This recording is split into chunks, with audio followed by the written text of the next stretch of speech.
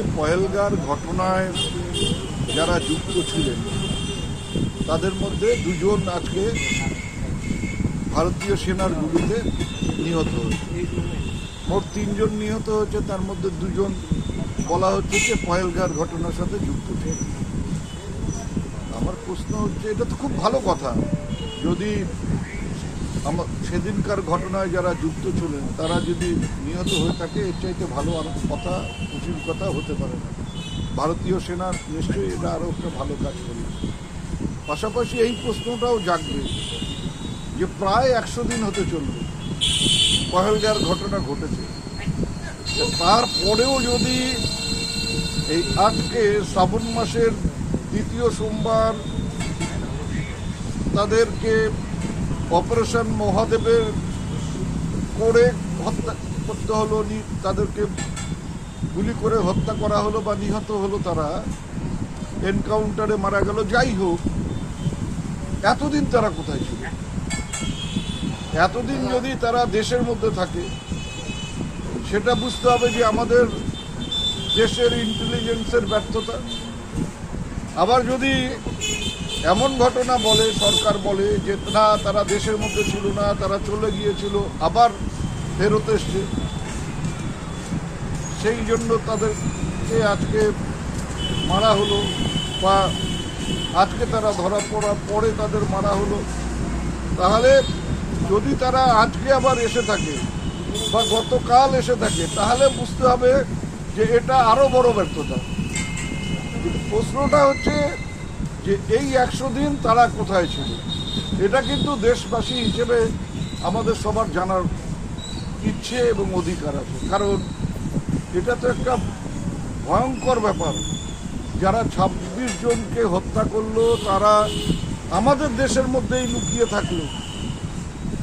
যদি আমাদের দেশের মধ্যে লুকিয়ে থাকে, তবে নিশ্চয়ই আমাদের দেশের কেউ কোনো নাগরিক তাকে শেল্টার দিয়েছিল, বা দেশের মধ্যে থাকা সত্ত্বেও আমাদের যারা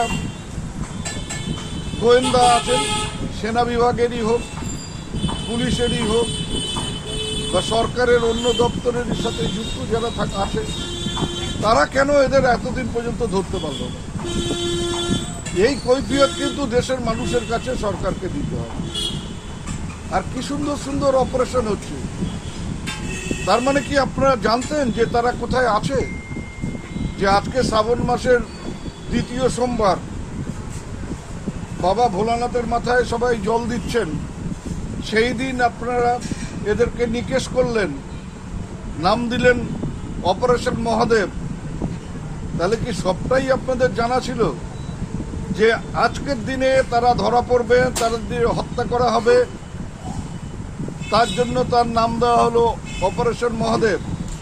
নাকি হত্যার পরে নামকরণ হলো অপারেশন মহাদেব, যখন পঞ্জিকা মিলিয়ে দেখা গেল যে আজকে শ্রাবণ মাসের 2য় সোমবার, তখন নাম দেওয়া হলো যে অপারেশন মহাদেব?